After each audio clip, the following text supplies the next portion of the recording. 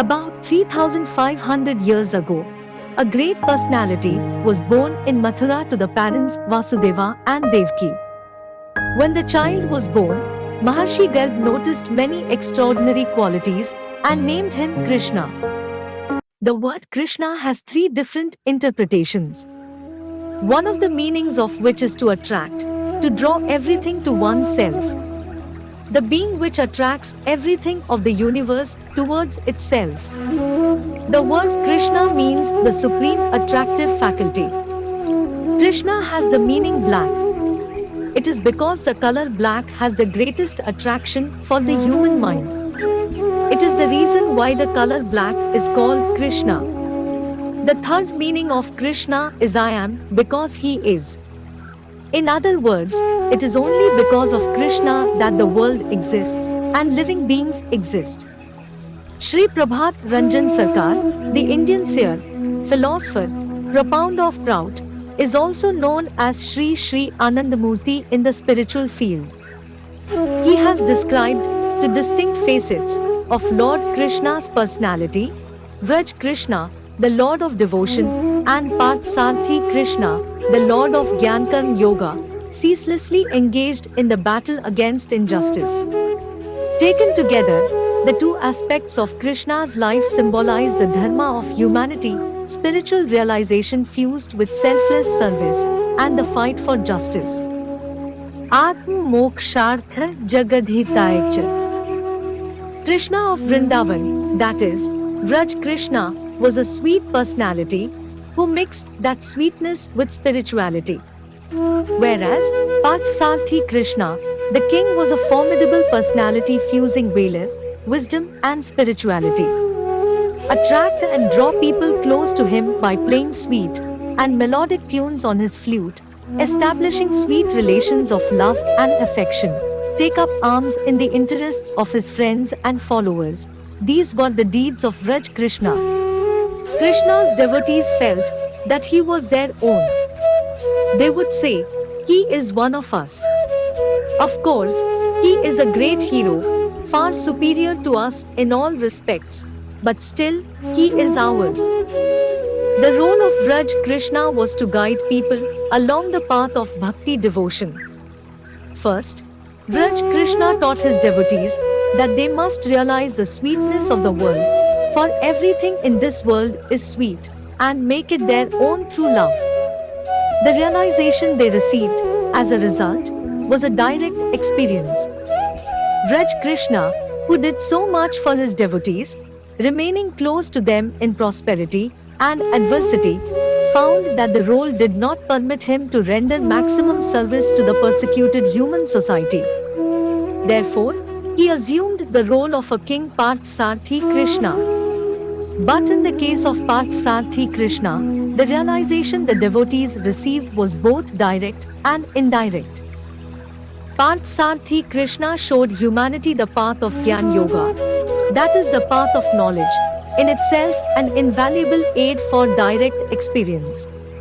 Likewise, he demonstrated Karma Yoga, the mental attitude that governs the actions of an individual, an aspect of indirect experience, yet a most valuable aid for direct experience. He also taught the cult of devotional surrender for direct experience. Párthasárathi Krśņa said that although everything in this world is sweet, people have to taste that supreme sweetness through severity, harshness, struggle and bitterness. Therefore, struggle in life is inevitable. Life is like a wood apple. One has to break the hard shell to avail the delicacy inside.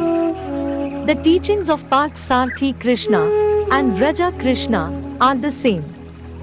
Namami-Vignana or aesthetic science lies in the fact that one derives joy from the known world, which are various physical, psychic expressions of supreme consciousness or Param Purusha. From the supra-aesthetic science view, there is no entity but supreme consciousness or Param Purusha. He is my personal property. That is why I love him from the core of my heart. I practice spirituality to exclusively give him pleasure. It may or may not give me joy, but it must give him joy. Both approaches coincide in the science of aesthetics. Let's go even deeper, to the very root.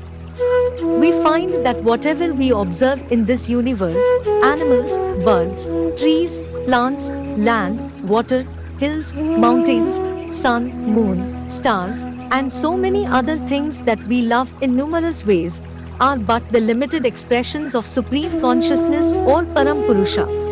Vraja Krśņa and Párthasárathi Krśņa both fall within the scope of aesthetic science, Namami-Vignana.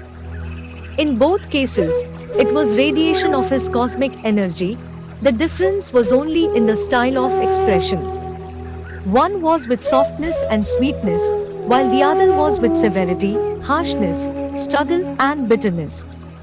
One was with simplicity and straightforwardness, and the other was with diplomatic intelligence. Whatever he expressed, he did with the whole play of his cosmic energy. Only difference was to suit a given circumstance, time, place and person.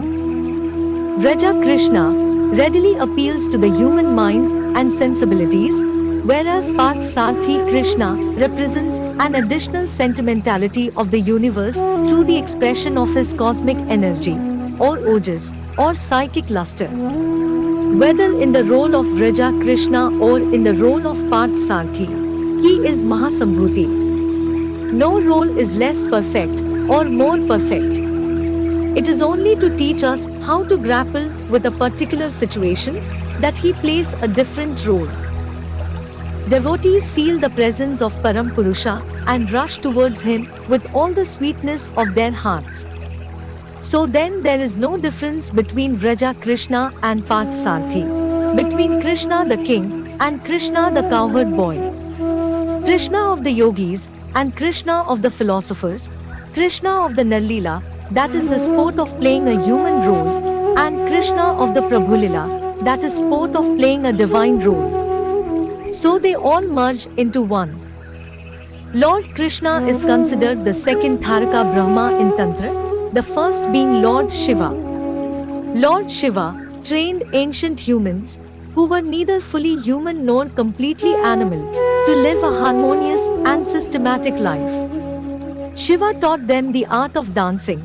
He formulated a particular discipline to help them attain psychic progress and spiritual elevation. He introduced a rhythm and a systematic lifestyle into the lives of those primitive people, helped develop every aspect of human life, and guided human beings from the animal stage to the domain of subtlety.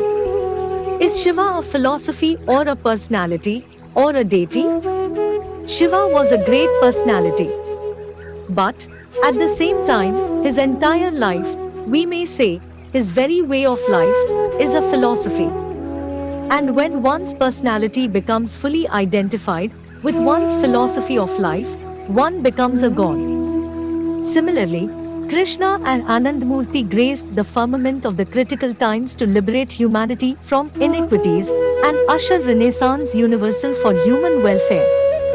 Lord Krishna, in his time, created social consciousness. Ideally, in all spheres of human existence, in the aesthetic sphere as well. It would be best if you lived in unison. It would help if you moved in a common psychic flow.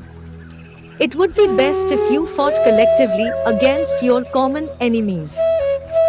In a word, you must reflect the spirit of harmonious collective living in the spirit of the Vedic mantra. To achieve these ends, Lord Krishna said, those who stand against the natural movement of human life, those who impede the natural growth of human beings, should be uncompromisingly annihilated.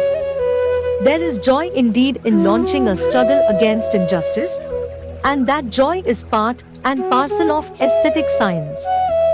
The essential characteristic of Anandamurti's proud economic system is that it must free human beings from mundane problems to increase intellectual and spiritual liberation opportunities. Lord Shiva systematized Tantra spiritual practices for the common people. Then, Lord Krishna gave the philosophy of knowledge, action, devotion for a social life based on Bhagavad Dharma. Today, Our synthetic ideology blends the power of both, with Mahasadvipra Anandamurti's brutist redesign of Samaj and global economy. It is destined to transform human beings' whole existence on the effulgent path of individual and collective welfare.